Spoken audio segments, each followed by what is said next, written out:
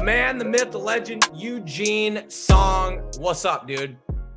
What's cracking, Nick? How you doing? Dude, incredible as always. I know where you're at. Tell everyone where you're at.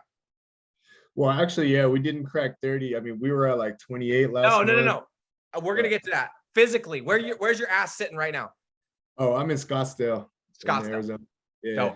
And if I remember right, you were in Southern California. You decided to move to Scottsdale like, is it a year and a half, 2 years ago? Yeah, pretty much. Yeah. Dope.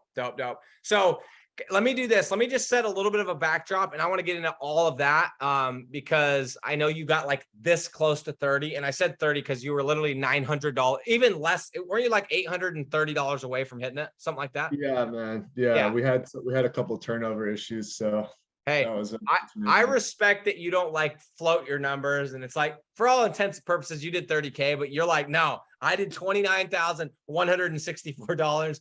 I love that shit, dude. I'm kind of the same way. It's like because if someone wants to check my shit, I want to be able to tell them exactly, that kind of a thing. Yeah. So real quick, guys, the reason I brought Eugene on is I want to talk today, and you guys probably saw the title, but I want to talk about the things, not that you need to start doing, not the things that you need to pick up, not the habits and the thing. And, there's all these books out there. There's Hal Elrod's Miracle Morning. And there's a lot of books about habits and millionaires and all the stuff, right? And I think they're really good. I've read most of them, right? And I think they're valuable.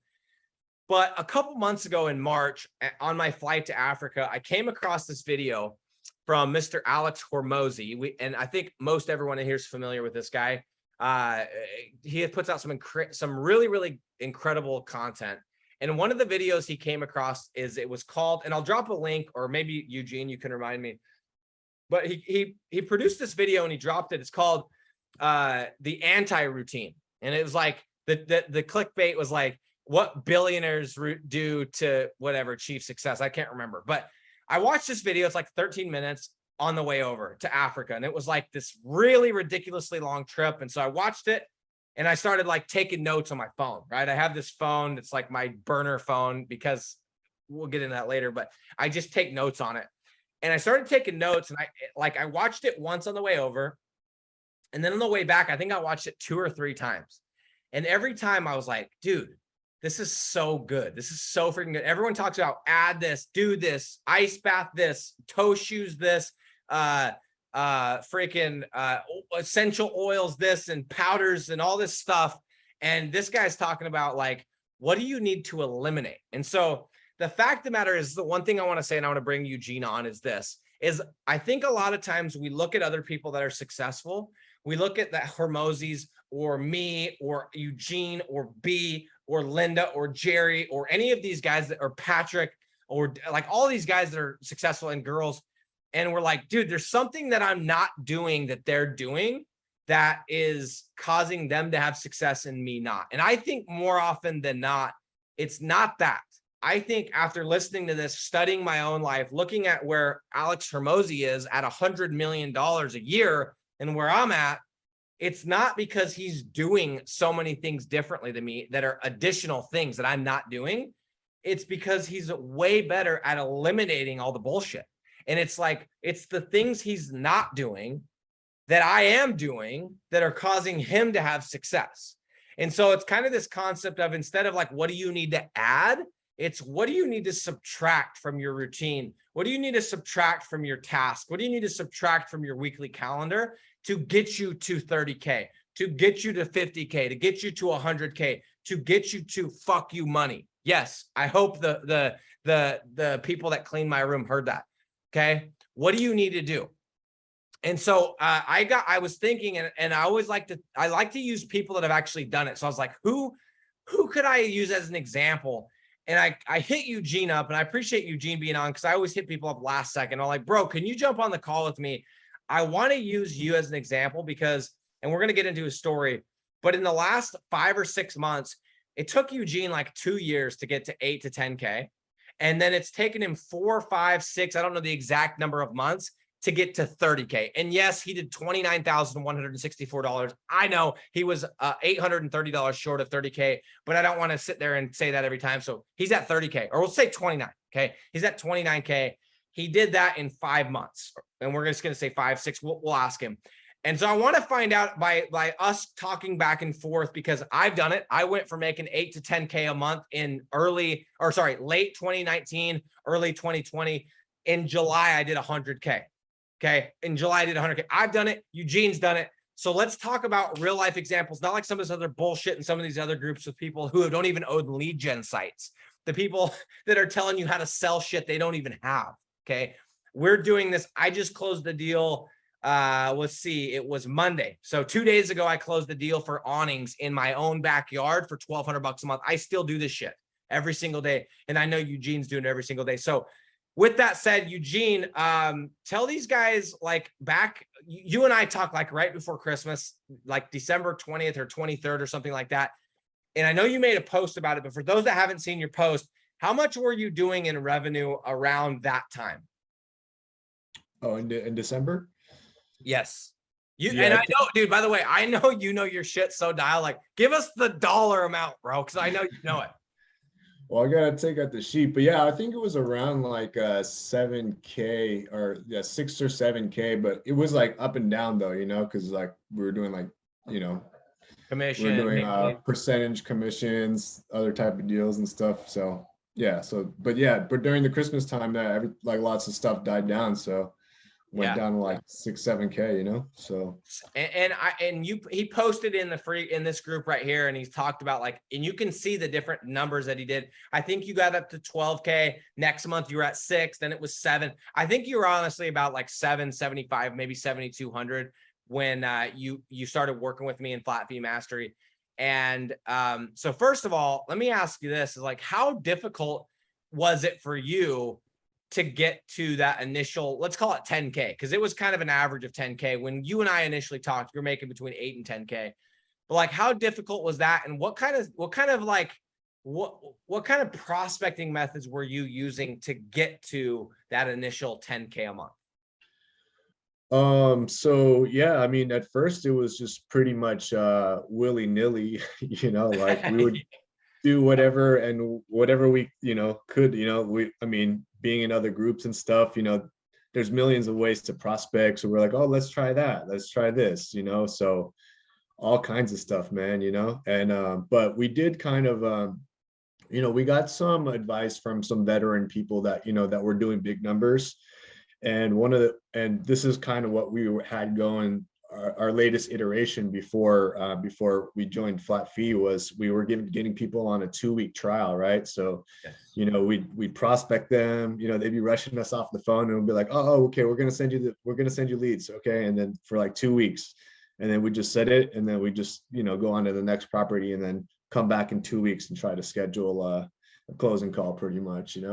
And I remember when we talked on the phone, you're like, dude, well, by the way, bro, first of all, I thought you were kind of a scam, like not a scam, but I thought you were just like fishing, because you hit me up. You're like, bro, let's talk. And I was like, dude, who's this cat? Like, just between me and you. And you're like, no, I talked to so-and-so. I'm like, okay, he's cool. Yeah. I don't think I've ever told you that, but I really was like, I don't know, bro. Like, I was all leery. We talked and I was like, okay, this guy's legit. And you told me this exact thing and it stuck with me. But you're like, dude, you're like, I'm in the free group, and also it sounds like you talked to some other people too. You're like, I'm sending like 20 leads over 2 weeks and I'm not closing deals. Like, what the hell, dude? Like, you're talking about sending results in advance. What's going on? And then, no kidding, I looked at the date. So you joined December 23rd. You and I did an interview like January 10th or maybe 14th, like 3 weeks later. And the week we talked, you closed 4 deals between you and your sales guy. You closed 4 deals, and it was like $4,500 a month in 1 week. Am I missing something, or am I mistaken, or is that correct? No, that's correct. Yeah, Okay. we went. Yeah. Keep going. Yeah, you guys crushed it in like a week, right? Yeah, pretty much. Yeah, I got the numbers here. So from December, we were at 7,200, and then in January we were at 11,000 already. So. And if I remember right, all those deals, those 4 deals, those are all flat fee lead gen deals. Those are like SEO and a commission deal. It was like the clean, like best of the best type of deals. Yeah, we just tried to follow the training, step by step, pretty much. So here's what I want to know. And by the way, why don't you tell these guys what you did month by month since then? Because I know you did that first month. So by the way, guys, I think it was like 7,200 or something in December. In January, he did like 11.2. What'd you do in February? Let's see. In February, we're at 16,991. So you jumped another 5K, and then we can just, for time's sake, we can skip ahead till last month, what was the exact total? Was I right on the dollar amount? Was it $29,164? Yeah, 146. You got a good memory. 146, 29,146. I switched the last two. Sorry. Yeah, exactly. So, dude, okay. So this is what I want to talk about. How the hell, and so let's just count, like, let's say 5 months, right? So, because December, it was the end of December, by the way. It was like right before Christmas. So let's call it January, February, March, April, May. Okay, 6 months.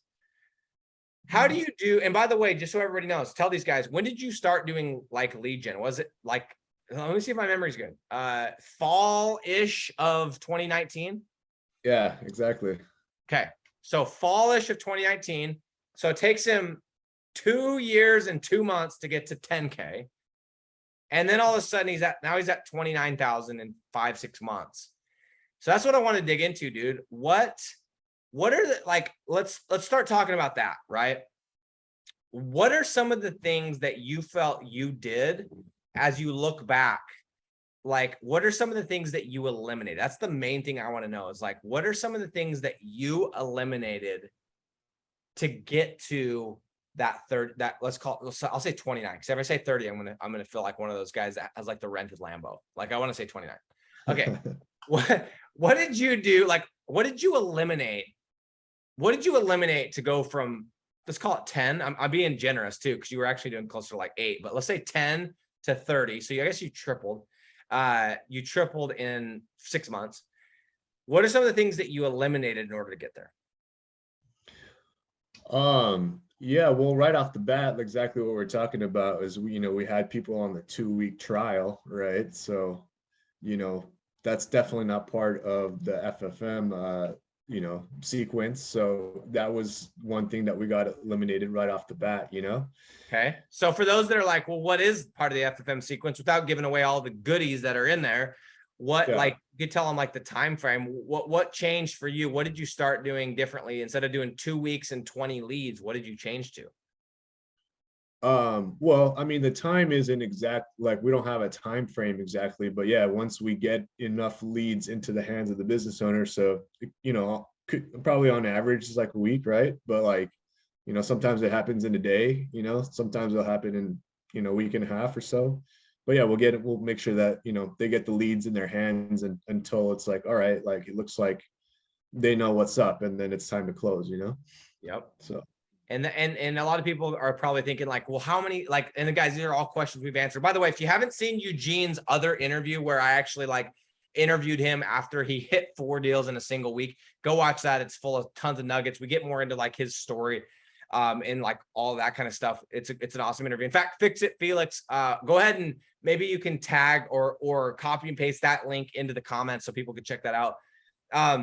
So was there anything that you did, whether it's like in your business or personal life or anything like that? And I'm going to let you think about it for a second. And I'm going to share some of the things that I did.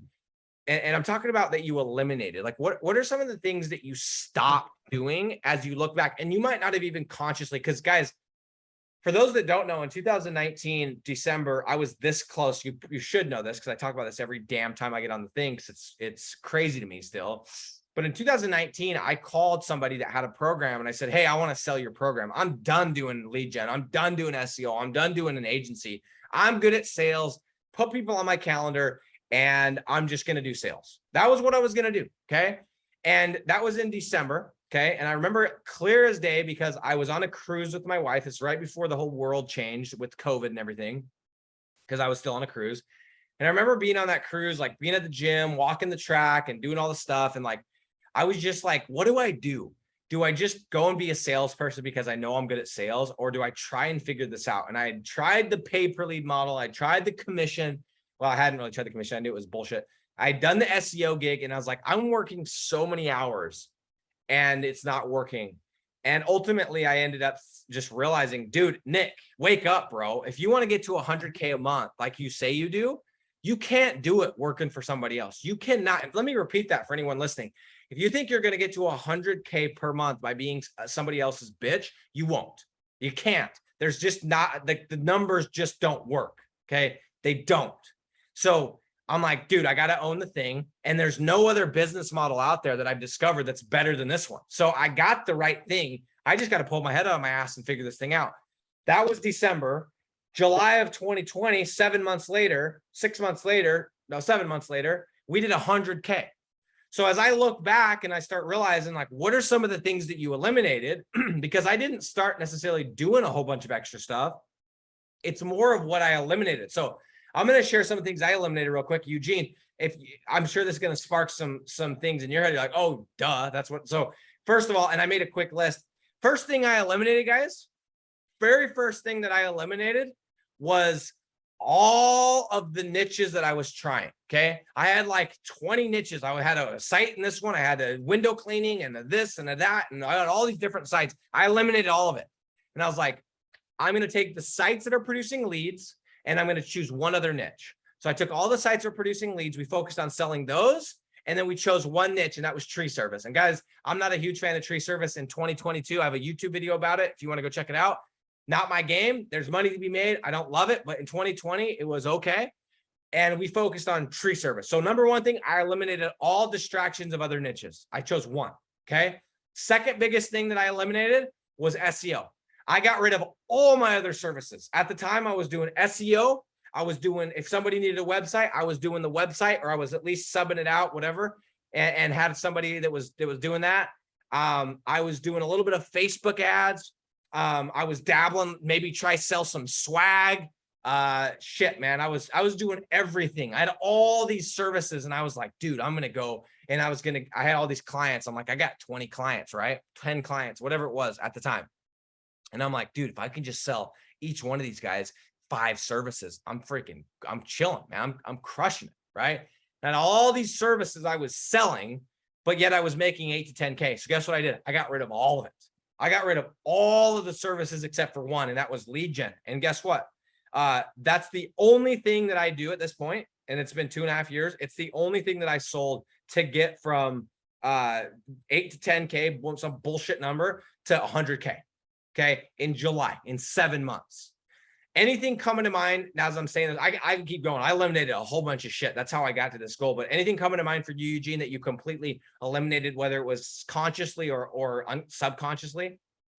Yeah, I mean, yeah, just like you said, I mean, we got rid of all, like, I mean, we won't even contemplate commission deals anymore, right? So like if a prospect is trying to sell us on a commission deal, it's like, all right, we can't work together, it's like we won't even contemplate that anymore. But yeah, we had a couple of those before.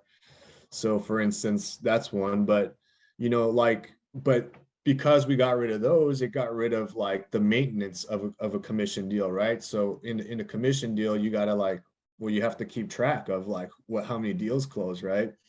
And so like it's like pulling teeth to get these business owners, like we have a CRM like ready for them, right? But like to get them to use that every day, it's like pulling teeth, right? Just sometimes just getting them to pick up the phone is like really hard to do, right? So so now we don't have to deal with like, oh, we got to track all the leads and make sure like, okay, like how many did you do, like how many leads did we send over or whatever, pay per lead. So like were you that doing takes so much time. Oh, dude, like guys, and I have a video on this on my YouTube channel too about pay per lead. It was like 2 days ago. It's like pay per lead's dog shit. Back in December when you were doing like 8K, did you have some pay per lead deals? More like, yeah, just commission deals back then, so Got it. So you didn't, so right now, have you been able to like either get rid of or switch all of your deals to a flat thing, or do you still have kind of some straggler commission deals that you're like, well, it's money, but I'm not going to do anymore? No, just all flat fee now, so That's amazing, bro. So, and I bet your quality of life, dude, let me just ask you this. How much better is the quality of life when you don't have to deal with some bullshit commission deal? Yeah, I mean, yeah, just like how much more work do you want to do like every month, right? I'd rather just take half as much money, but ultimately, like exactly what we're talking about is like, well, where is your time being spent? It's like there's so many millions of other things to do to keep pushing your business forward, right? So like instead of having to manage your client every month, like I'd rather take half the amount of money and just have my time free because you're missing that opportunity cost. I kind of like, and I love using digital real estate. And like, for those of you that are more like physical real estate minded, guys, it's kind of the same thing as like an Airbnb. I'm all like, I think the Airbnb concept's dope. I think you can make a lot of money, but it's not my game because like for me, it's like, yeah, I know you can make a little bit more money or a lot more money, but guess what? I don't want to have 20 Airbnbs I have to deal with. I want to have like, if you guys look at the real estate deals I'm looking at right now, I'm closing on one next week. It's literally a commercial building, commercial office space. And I'm literally like the equivalent of what I'm doing in digital, I'm doing with physical. So we're taking these clients and their leases some of them are close to expiring. We're increasing the cost or the cost per square foot, and we're converting them to what's called a triple net lease. What a triple net lease is in physical real estate is the tenant, they take care of everything. They take care of the taxes, they take care of the maintenance, they take care of the roof, like all of that shit. They literally pay me a check and I don't touch anything else. Could I make more money if I did some other ways and some Airbnb and some co-work? Yeah, sure. Okay. But I'm literally going and I'm looking at like, hey, I want to get a deal. I want to spend $2 million in this building. I want to convert it to a triple net lease. I know I'm not going to be making the most amount of money that I could be making, but guess what? It's going to be the most low maintenance, hands off. I'm not even going to touch it. They're going to pay me a check. They deal with all the bullshit. Okay. Exact same thing as flat fee. That's how I want to build my real estate empire. I don't want to have all this time invested into making 20% more money. Take the 20%. I don't give a shit about the 20%. I want to have, just like with digital, I want to have my clients on auto pay. I want to have a card on file. I want to charge that sucker. I want to bang that card every single Wednesday for $500 a week, or $250 a week, or $300 a week. And I want to stack deal after deal after deal after deal. I'm just going to have good solid deals, and I'm going to do volume instead of trying to squeeze every penny out of every single deal. And it sounds like for you, you're kind of the same. And I don't think you said I'd rather take half. I don't think you need to take half. I know you're just giving numbers. I think it's probably what, 20. You could maybe make 20% more on some of your good sites if you did pay per lead, maybe, but you'd also have to consider the downside of the winter where your numbers go to shit, just like when you in November did 12 and then in December did 7. Yeah, Dan?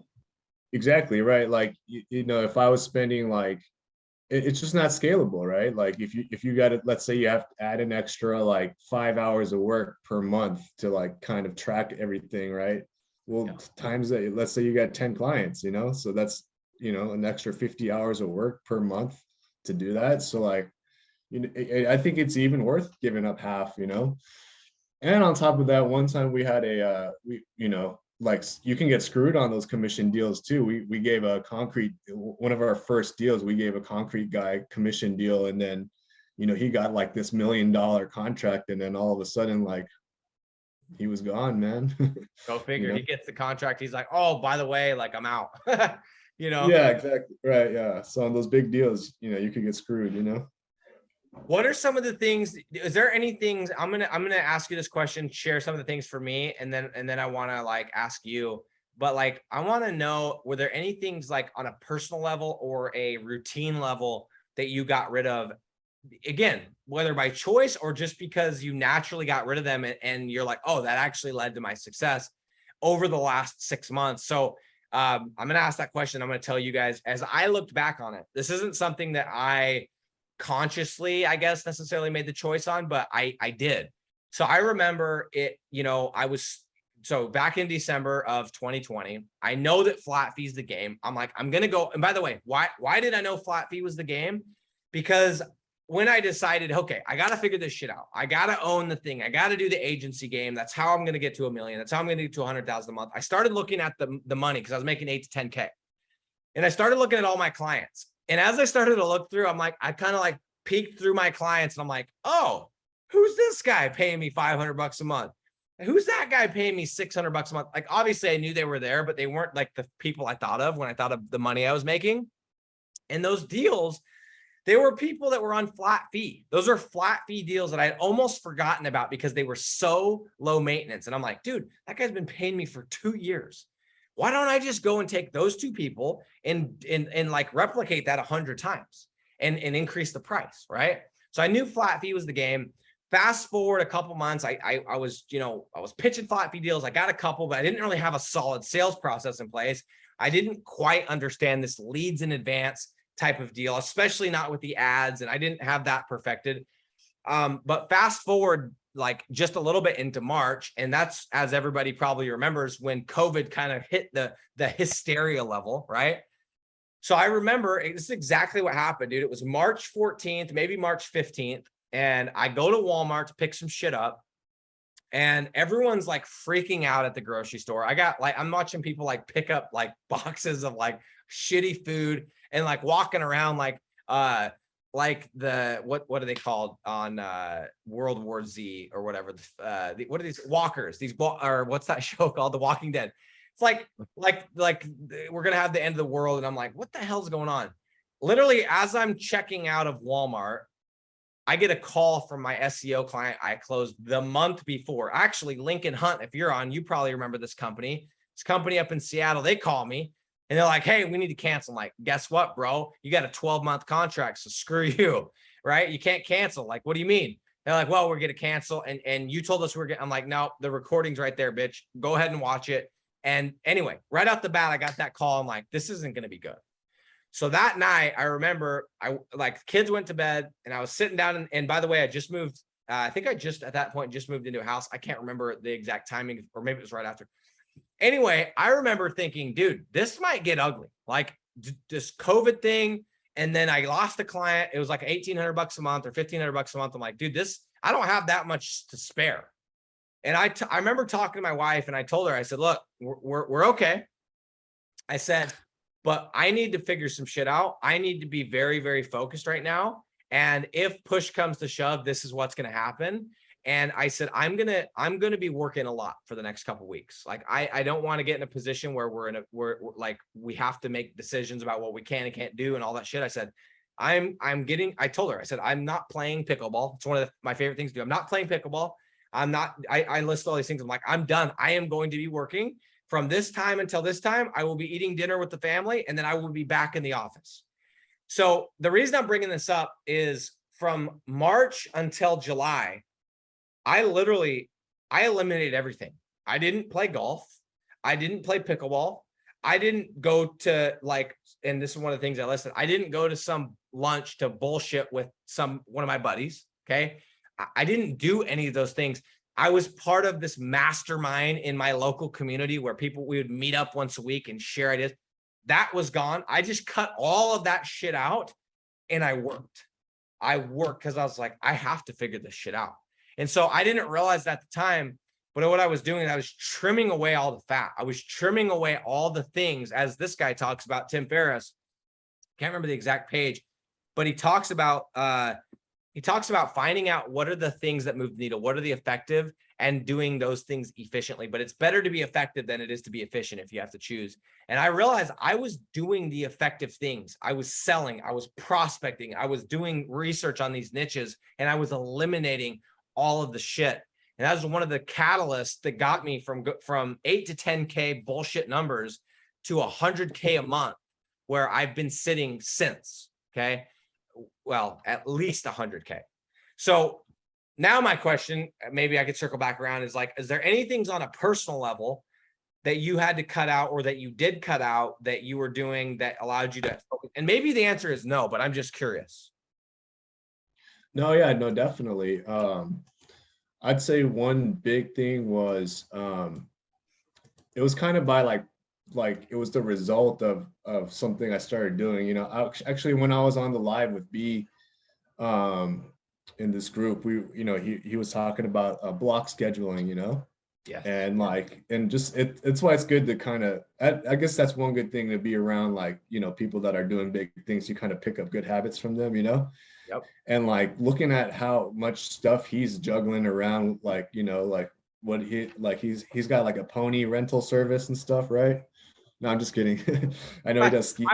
Dude, the funny thing is, I know he's got the kayak rental, but when you said that, Yeah. I was like, I didn't know that, but like, did I look surprised? No, because I wouldn't put it past him. Yeah, he's got like 18 businesses, you know, and I'm like, how does he get so much stuff done, you know? And then he was talking about doing the block scheduling, right? And like, so I started doing it.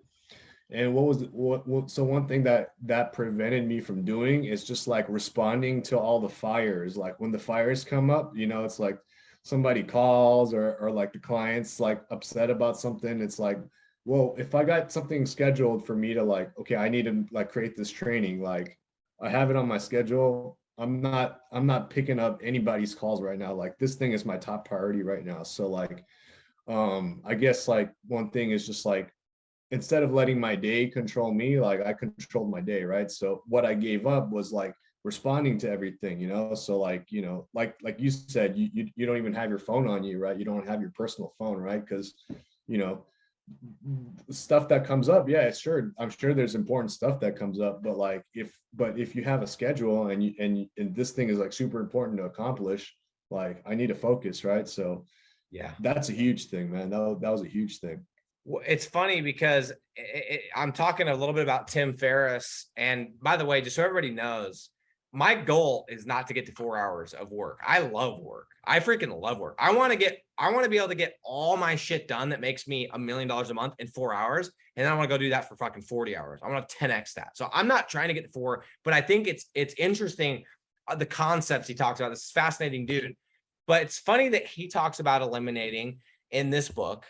And Hormozy talks about eliminating in his video. And by the way, I actually got that idea from that plane ride back. I was listening to this video over and over. We're going to drop the link for those of you that are probably like, I want to see this video. And he talks about like, I think up until a certain time each day, he just doesn't have his phone. And so I'm weird in the sense, like, if I don't have my phone, I feel like something's happening. Something's happening to, like, my biggest fear is something happens to my family. And so I went out, got home from the trip. I texted my guy at Verizon. I was like, bro, I want to get a second phone. I want the most basic, cheapest phone. I don't even know where it's at right now. I have it. It's a mini. It's an iPhone 12 mini. It's a Las Vegas zip code. And the only people that have this number is Francesca, which is my project manager, and my wife. And that is because if there is an emergency, I told them, you can call me if there's an emergency, but if you fucking call me and there's not an emergency, I will block you. Okay. Only emergencies. And so and again, I'm not perfect. My wife, if she'd be in here being like, yeah, you kind of suck at it. But I try my best every single day when I wake up to not pick up my actual main phone, which is this one right here. I try not to touch this one. And I just pick up the one that doesn't have any contacts. It doesn't have anything on it other than music and my notes. Okay. And I try my best not to touch my phone until noon. Again, why? Because I'm trying to eliminate. There's so many times that like I spend all day doing shit and I'm like, dude, I didn't even do anything. Like I could have just not done that, or I could have delegated that, or I could have eliminated that, and I still would have got the same thing done. And so the last thing that I wrote on here of stuff that I eliminated, and this is what I've done more recently that's allowed me to scale my business even further, is and this is a really good activity. And then maybe this is the takeaway I want to give everybody right now, or one of, is I was in Vegas a couple of weeks ago playing golf, and I ran into this guy, and I can't help but think that this is like that, you know, you put it out in the universe, it comes back to you. But I've been saying I'm going to get to $1 million a month for at least since the first of the year, right? And I actually believed it when I said it at the first of the year. And so one of the things I realized, I'm like, I have to get around people that are doing $1 million a month. And I have one buddy that does $1 million a month, but I don't really know a lot of people that do $1 million a month. So I go golfing, and I ironically get teamed up with a guy that's doing $1.5 million per month, doing a course. He sells a course. And anyway, long story short, we got on the phone a couple of days after this golf. And this is by sheer accident, by the way. I wasn't even supposed to be teamed up with anyone or put in the same group. And he's like, I was like, bro, I need to get to $1 million a month. He had told him what I was doing. He's like, you need to keep track of every second of every day for the next 2 weeks. And he's like, I know you've probably done this before and it's annoying as shit. But he's like, you need to keep track of everything, every second you spend for the next 2 weeks, you need to keep track of. And then I want you to like look at all the things that you do, because you probably have 10 hats. And I'm speaking to all you guys. You guys have 10 hats. You guys do the SEO, you do the backlinks, you do the GMB, you talk to your outsourcers, you prospect, you close, you send the leads, you have all these hats, right? And he's like, there's going to be 2 or 3 of those hats or 2 or 3 of those things that you're doing that drive all of the revenue, all of it. And he's like, the game is, I need you to keep track for 2 weeks of the things that you're spending your time on. And you need to get rid of all that shit. And you need to do those 2 or 3 things. You need to spend all your time doing those 2 to 3 things. And I've heard that 1,000 times. I've heard people challenge me 1,000 times to keep track of my time, to what did you do today? What did you do? And guys, I did it again. And I'm not kidding. I have my notebook right here. This is my $1 million a month notebook. I'll show you right here in the inside. This is my notebook right here. It says $1 million a month. I don't put anything in this unless it's getting me closer to $1 million a month. And I literally just the other day, I wrote down where I'm spending bullshit time. And I'm going to tell you right here. I literally just did this. Okay. So right here, ready for this? I spend 30 minutes a day just in my drive time to and from the gym. 30 minutes. Okay. I'll get to what, like, my solution to this. I spend 1.5 hours per day. You guys are going to like die when you hear this. 1.5 hours per day on average, checking my phone to see if leads came in, checking my phone to see if there's a comment on my YouTube or this or that, or that I didn't miss, whatever. 1.5 hours on my phone, checking the phone. I know that is ridiculous. Okay. I spend 30 minutes a day driving to get lunch, not even eating lunch, to and from picking up Chipotle. I eat Chipotle for lunch every single day. So I got a solution for that. And I spend an hour, 60 minutes every day messaging back and forth to set up appointments. Now I spend more than that messaging my students and all this different stuff. I'm not eliminating that, but just to set up appointments, I spend an hour messaging. Okay. Those things are not effective. I'm very efficient at those things, but they're not effective. And so I did this activity and I'm like, dude, I have to either A, eliminate, or B, delegate all that shit. And I have my activities that actually drive the revenue. Okay. So guys, I think the game is this. It's like, first of all, the first thing you need to do is, what are the things that drive, they move the needle? And maybe I'll ask you this real quick, Eugene, because we're all in the same business. We all have our agency. We're all trying to do lead gen. What do you think are the top 2 to 3 things that actually move the needle on your business, your lead generation business? What do you think those activities are? It's probably just the prospecting calls, getting the leads over to the business owners, and maybe even just due diligence, so that you have things to places and prospects to call. Yeah, if I were to name them, I would definitely say prospecting, which ironically, a lot of times, guys, the things that move the needle the most are also the things we avoid the most because they're the most uncomfortable, right? Prospecting, I definitely think. And I also think we could add in there closing, right? Because we do need to close.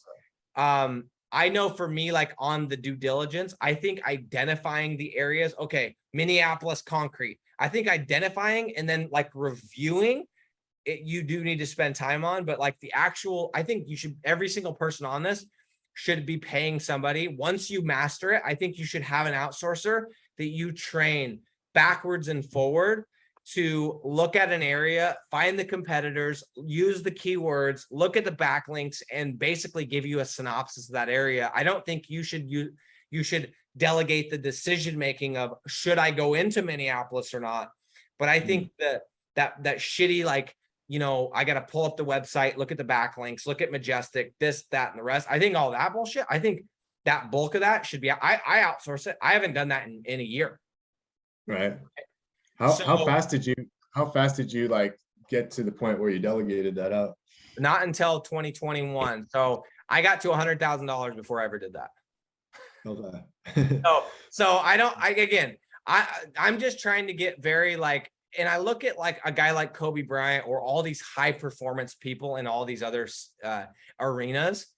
They were so obsessed with having that edge, anything they could do, right? Whether it was their gear, whether it was their focus, whether it was their coach, like Tim Grover, whether it was like LeBron James spent like $1 million on self-care of just like all this different shit. Like, I think for me, I've gotten to a point now where I'm just like, how do I have that edge? How can I, because like if you followed me around for a day, I do get shit done. But I mean, guys, this should be something that like kind of makes you feel a little bit better about yourself and also maybe think a little bit less of me. Guys, even somebody like me who's doing millions of dollars in revenue and has done for the last 2-3 years, I'm still wasting an hour and a half a day checking my fucking phone. Like, that is ridiculous. And that just shows you that like, that should give you hope. Like, I'm not doing this right. Like, and I look at that, I add up my 30 minutes driving to the gym, my 30 minutes driving to lunch, getting lunch, hour and a half checking the phone, hour messaging people. Dude, that's let's see, that's three and a half hours a day. What if I spent 3.5 hours a day on the shit that moves the needle every day times 6 days a week times 4 weeks a month times 12 months a year?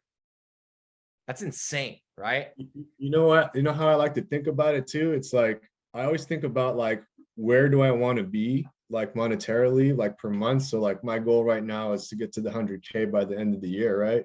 Yep. So I'm like, okay, if I'm making 100K a month, like what is my hourly time worth, right? You know, so like exactly like, so like, hey, I'm spending an hour like, you know, goofing off on the phone or whatever, you know, like how much money did I just leave on the table right there, you know? And for you, if you're getting up to $1 million a month, like, you know, like what's your time worth, you know? It's like, that's such a good way to like, dude, we've all heard that, but like when you put it like that, it's such a good way to think about it. Like, I had somebody message me the other day, and like I'm always open to like, I'll message you back and like, how can I help, whatever.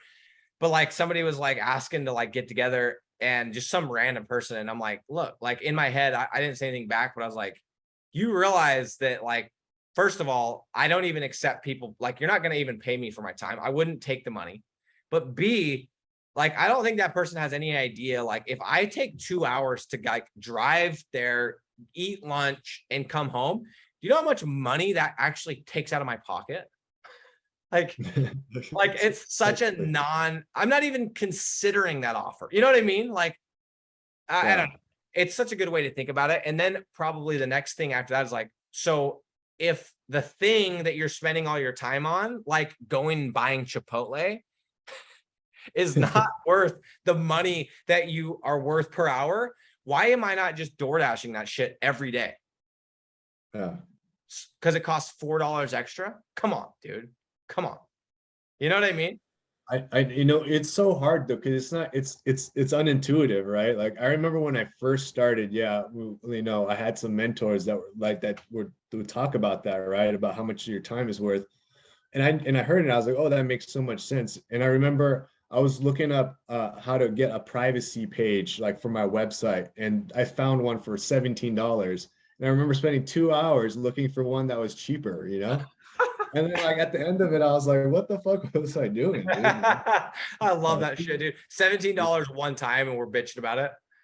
Yeah, exactly. I was like, you know, but that was a lesson to myself, you know. But yeah, and you don't get perfect at it right off the bat. But yeah, it's like, you know, it's something that you got to work on, right?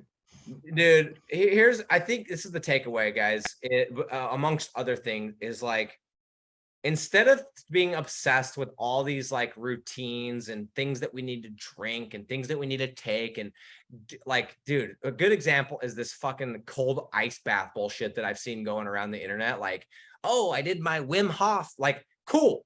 Okay. And guys, go watch Hermosi's video. We're going to post this, but like, he talks shit about this. Like, What if instead of doing the ice bath and the 7-hour run and the meditations, what if you just woke up and you walked to your computer and you fucking worked? That'd be interesting, right? That would be novel. And again, it comes down to like, we invent all this stuff to keep us from doing the actual thing that makes us money. But then we sit there and say we want to make all this money. And I'm just as bad, guys, on it, maybe a different level than some of you, maybe not. I'm just as bad. Like, what the fuck are you doing text? Like, why are you messaging people? First of all, like, let's talk Gerber for a second. Why don't you just put a system together, you dumbass? Like, like, holy cow, Nick. So I hope it makes you guys feel good to know that, like, okay, you can actually make millions of dollars, and I'm going to make $1 million a month in the next 2 months. Just watch. And you can be as stupid as I am. You can do things as backwards as I'm doing them. Like that should be inspiring. So Eugene, you want to get to 100K a month, bro? It ain't that hard because I did it and I was doing a lot of shit wrong. All right, yeah. You know, I know, yeah, exactly. And yeah, we were just talking, you know, I mean, I was talking about that with my team too. It's like,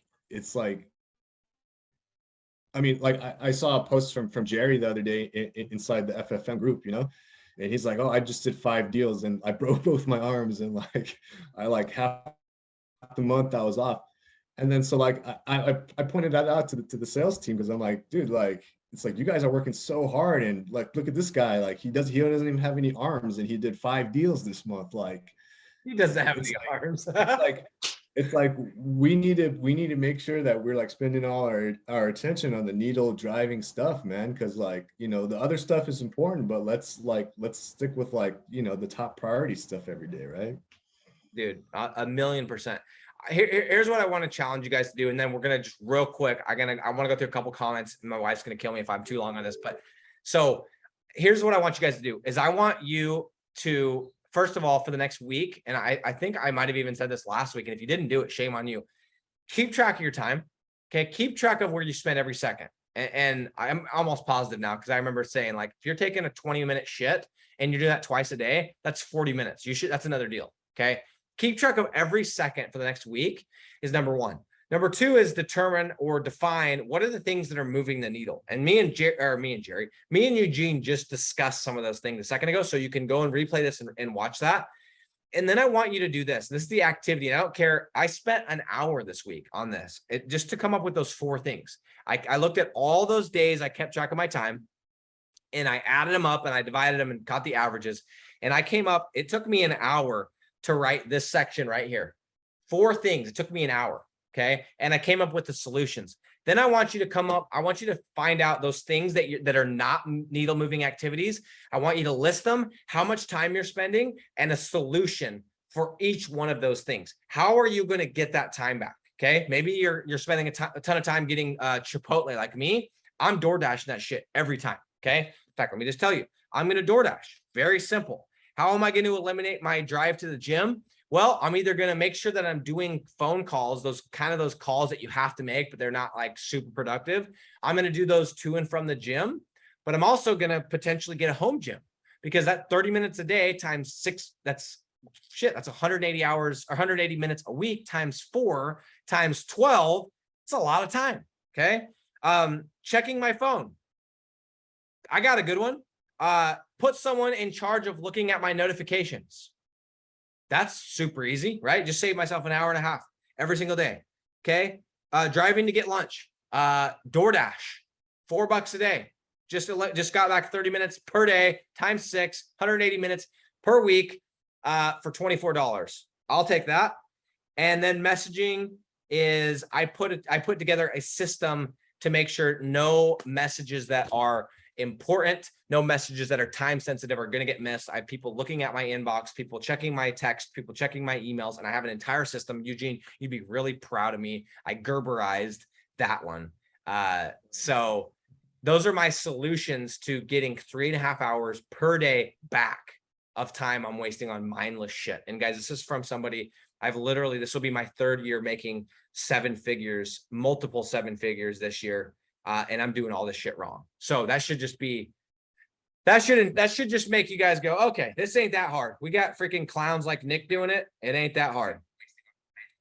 Okay, let's do this real quick. Hold on. That should just make you guys. Hold on. Okay.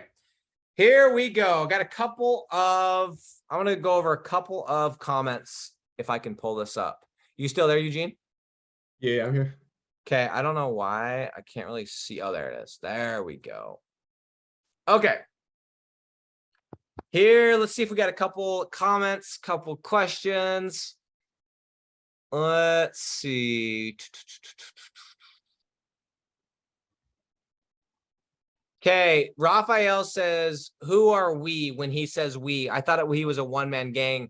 Guys, Eugene's the smart one. He's the guy he's building a team. He's been doing that since day one. I remember when we talked, when we joined Flat Fee Master, when you joined Flat Fee Master, you were like, yeah, I want to get this for me, but I also want it for my sales guy. I want to have a sales guy doing these deals. So real quick, tell these guys what your team's made up of. How many of you and what are their positions? So I got 3 guys for VAs in the Philippines. So I got one guy doing backlinks.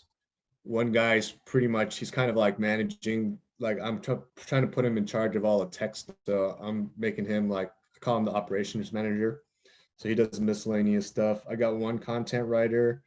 And then we got like a full-time sales guy. And then now we're trying to bring on a setter as well, you know? So. Love it, dude. That setter is a game changer, by the way. You just so everybody knows, with a setter and yourself and a good project manager and a couple of VAs, you can get to 100K a month. I've done it. So you don't need that big of a team to get to 100K. Like with that team right there, Eugene, you could go to 100K. No questions asked. You couldn't do it if it was SEO, but with lead gen, you could get to 100K. No questions asked. Nope. Okay, Ria says, so good. Need to be reminded of eliminating distractions every day. Yeah, guys, in March, I went through, audited all my shit, bought that phone. Here we are. It's July. I'm having the same conversation. Nick, get it through your head. Like you always need to be reminded of this. Okay. Nate says, everyone here should read The 4-Hour Workweek by Tim Ferriss. That's what Nick was referring to. Such a good book. 1000% agree. Richard says 80-20. If you guys don't know what he's talking about, it's the 80-20 principle. 20% of the activities that you're doing, which are those effective needle moving activities, are driving 80% of your results. Shine says this is gold. Appreciate that. Josie May says watching TV is a huge waste of time. That's another thing. That's a good point. In 2020, when I went ballistic, I eliminated TV on the weekdays. So what I would do, bro, you're going to love this, Eugene. Dude, talk about batching. Is it batching or bulking? What was the term that he used? Yeah, what was it? What was it again? I think he was saying blocking, time blocking. Yeah, time blocking, yeah. But dude, I was like upset. I was like batching my TV time. So I was cranking out series on Friday and Saturday nights. It was awesome. I was like, I'm not watching it during the day. Dude, Friday night, get the kids in bed, and I was cranking, dude. I went through Ozark and both of the Narcos in like a 1-month period, just hitting the weekends. Guys, you're going to watch TV? I'm going to fucking watch TV. I'm going to do it right. I'm going to watch all the seasons, all of them in one weekend. Talk about being efficient, okay? I'm not kidding. That's a true story. Okay, let's see. Gavin, you're the average of the 5 people you spend the most time with.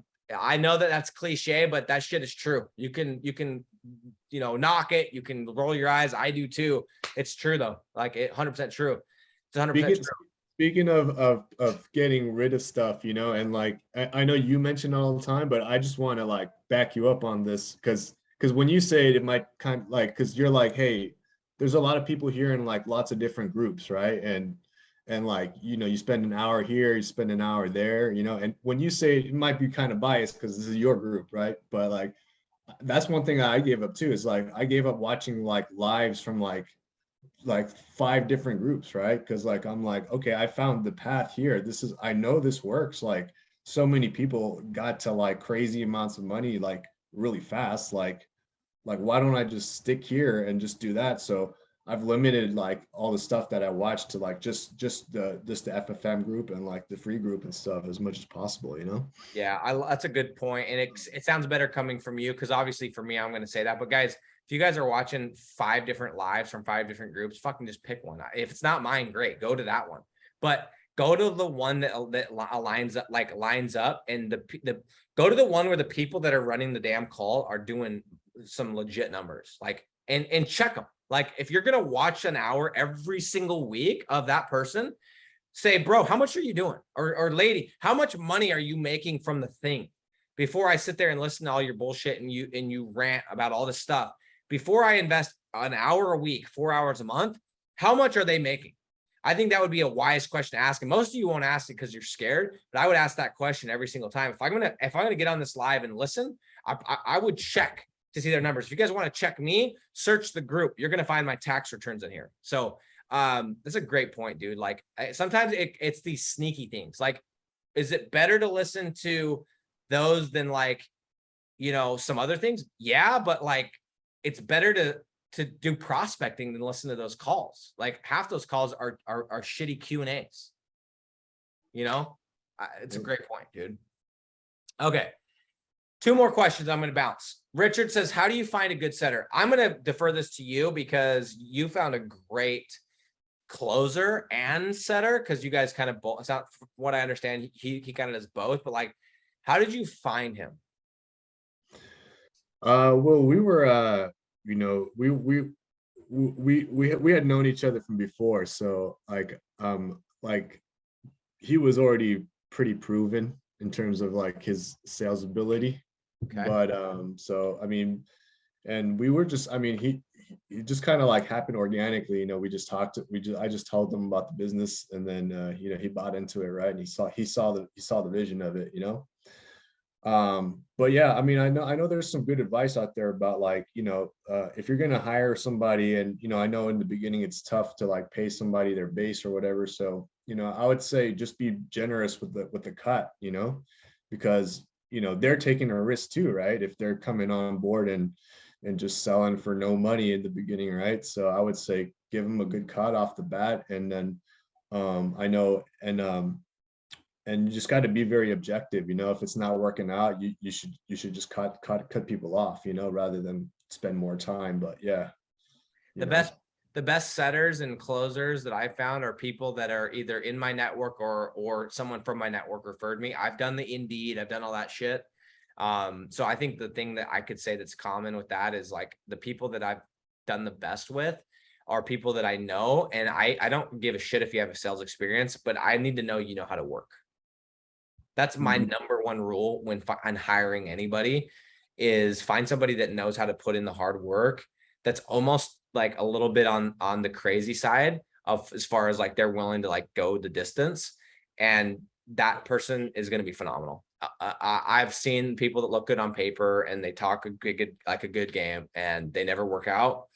But I love people that I know how to work, or they know how to work, because I can teach you how to sell. I could teach you how to pick up the fucking phone and make a call. I can't teach you how to work, because I think that's like pretty much ingrained by the time you're 18 years old. So it's really tough to teach that. So yeah, for sure. Okay, let's do one last question from Daniela. And Daniela, great to have you on.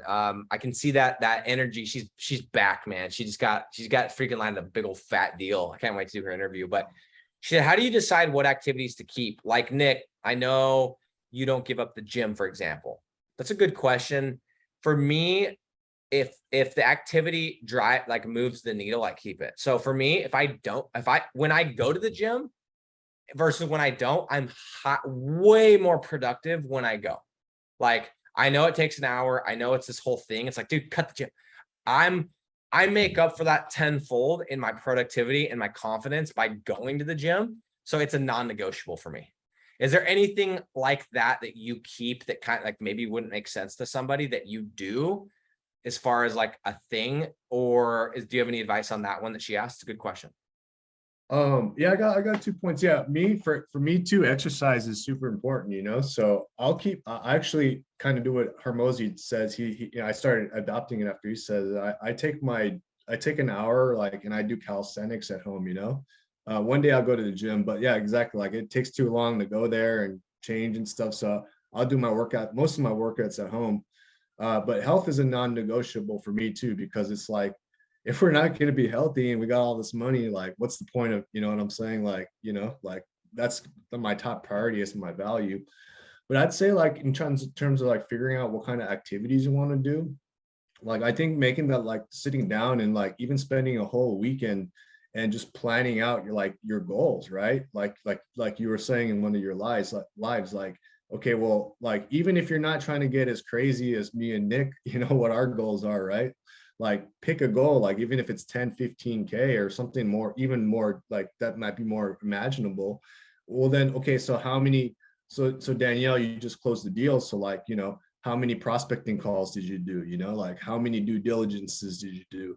Like how many live transfers did it take, right? So like, you know, like you got to make sure that those are scheduled into your day and fit into the scheduling for your to get to your goal by like whenever, like, you know, let's say you got 2 months to make, you know, 3 months to get to 10K or whatever, you know, how much activity do you need to do every day? And then like once you have that big term goals, and if you're not hitting those every day, then you know, okay, like what the stuff I need to cut out is the stuff that's not on like what I'm supposed to be doing, right? Yeah, I love that. Yeah, guys, if you haven't sat down for a weekend or a couple hours and planned out like, okay, I want to be at this amount by this date and created a map to get there, like, how do you expect to get there? Like, it just sounds so stupid to even say, but like, what are you doing? So I think that's super true. And also, I think this might be something that like, maybe it doesn't apply every time, but I think about Daniela, think about the scariest things, the things that like you avoid doing the most because they terrify you. Those are probably the things that you need to be doing.